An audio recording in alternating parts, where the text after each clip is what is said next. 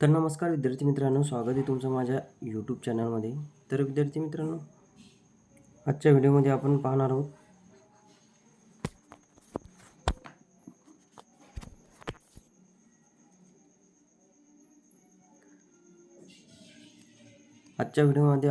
आहोत की आधुनिक महाराष्ट्राचा इतिहास, जो की MPSC गट ब आणि गट क साठी अतिशय महत्त्वाचा असतो.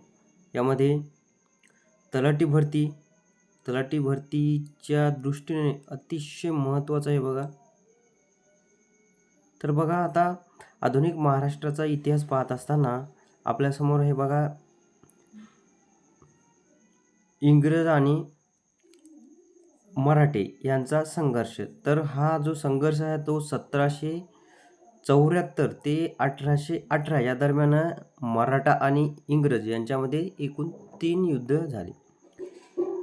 तर यातलं जे पहिलं युद्ध होतं इंग्रज मराठा युद्ध, तो झालं 1775 ते 1782 आणि हे वॉरेन हेस्टिंग यांच्या काळात सुरू झालेलं हे युद्ध मराठ्यांनी जिंकलेलं बघा. त्यानंतर 17 मे 1782 महादजी शिंदे यांनी ईस्ट इंडिया कंपनीशी साल्लाबाईचा तह करून हे युद्ध संपवले. कोणतं युद्ध? पहिलं इंग्रज मराठा युद्ध कधी झालं? 1775 ते 1782 हे बघा, शेवटचं वर्ष 1782 आहे.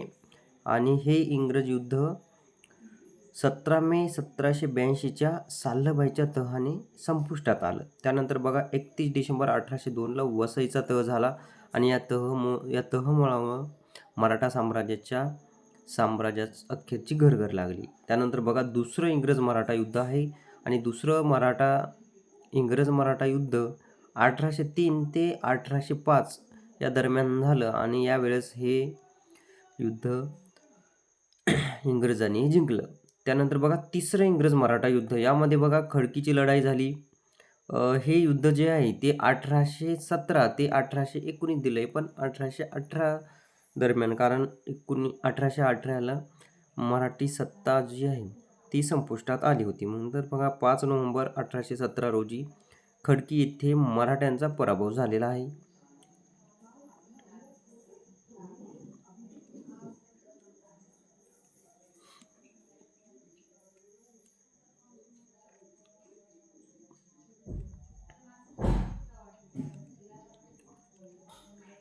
त्यानंतर बघा, तिसऱ्या इंग्रज मराठा युद्धामध्ये मराठे पराभूत झाल्याने 1818 मध्ये मराठा साम्राज्याचा अस्त झाला.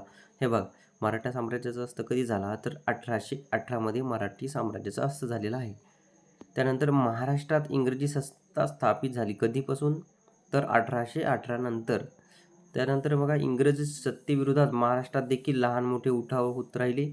या उठावाची माहिती घेणे अपरिहार्य आहे.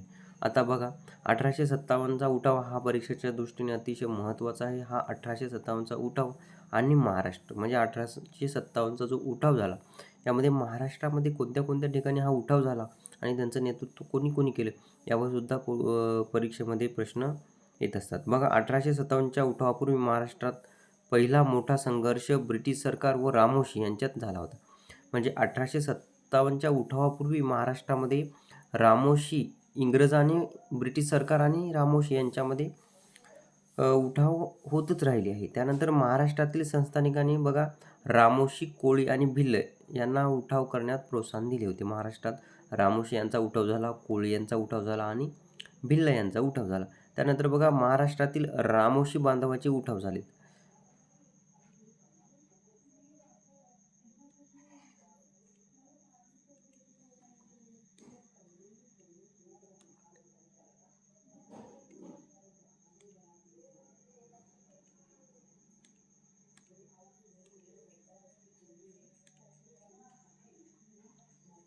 बघा, महाराष्ट्रात रामोशी म्हणजेच काय? तर रामोशी बांधव निजामाच्या प्रदेशातील शोरापूरच्या राजास, कोणत्या राजा? शोरापूरच्या राजास आपला प्रमुख मानत व आपल्या नावापुढे ते नाईक ही संज्ञा लावत होते. कोण? रामोशी बांधव. त्यानंतर रामोशी या शब्दाचा अर्थ होतो रानवंशी, म्हणजे रानात राहणारे असाही तो अर्थ घेतला जातो. रामोशी बांधव पशुपालन, किल्ल्याचा बंदोबस्त आणि गावाचा महसूल गोळा करीत असत.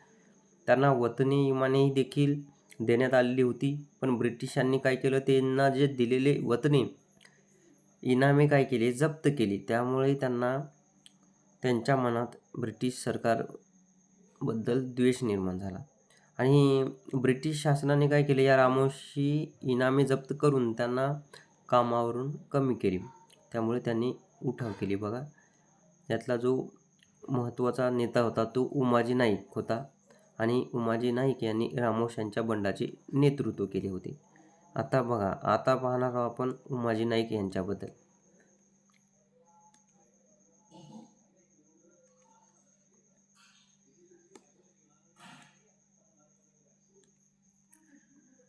तर उमाजी नाईक यांचं नाव होतं उमाजी दादाजी नाईक म्हणजे खोमणे. यांचा जन्म झाला 7 सप्टेंबर 1791 भिवडी तालुका पुरंदर.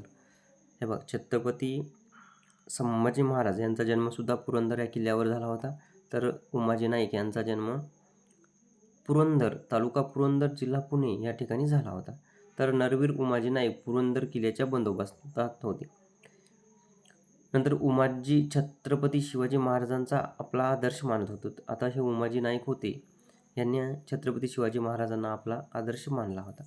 त्यानंतर बघा, सदाशिव आठवले यांनी उमाजी नाईक यांची 162 सेमी उंचीचा मोठ्या डोळ्यांचा उमाजी क्रूर नव्हता, त्याचा चेहरा सौम्य व प्रसन्न होता, या शब्दामध्ये वर्णन केलेलं आहे सदाशिव आठवले यांनी.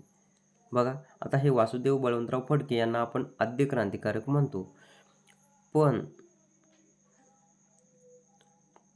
फडके यांच्या आधी सुमारे 60 वर्ष पूर्वी नरवीर उमाजी नाईक यांनी ब्रिटिशांविरुद्ध क्रांतीचे हत्यार उपसले. त्यामुळे उमाजी नाईक यांचा उल्लेख देखील काय, आद्य क्रांतिकारक असा केला जातो.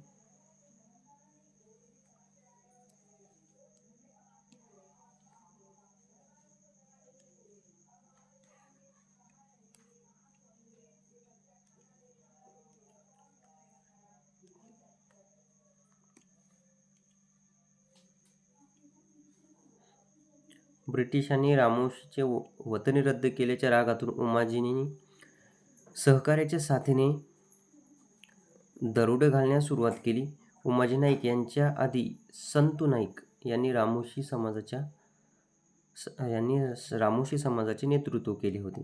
त्यानंतर 1818 मध्ये भोरजवळील विंग गावात दरोडा टाकताना ब्रिटिशांनी उमाजींना पकडले. तुरुंगातच त्यांनी अक्षर ओळख करून घेतली. 1824च्या दरम्यान संतू नाईकच्या नेतृत्वाखाली उमाजी व अमृता नाईक या बंधूंनी भांबुर्ड्याचा लष्करी खजिना लुटला. संतू नाईक यांच्या निधनानंतर उमाजी नाईक हे रामोशींचे नेते बनले. बघा, उमाजी नाईक हे रामोशींचे नेते होते, पण त्याआधी कोण होतं, तर संतू नाईक हे रामोशींचे नेते होते. त्यानंतर त्यांनी बघा, जेजुरी, सासवड, परिंचे, भिवरी, किक्कबी या भागात त्यांनी लूट केली होती. ते काय करायचे की गोरगरिबांना या लुटीचा माल त्यांना दान करायचे. उमाजी स्वतःला राजे म्हणत असत. त्यानंतर 22 जुलै 1826ला कडेपठार जेजुरी या ठिकाणी उमाजींचा राज्याभिषेक झाला. कधी, 22 जुलै 1826ला. तर मित्रांनो, हे होतं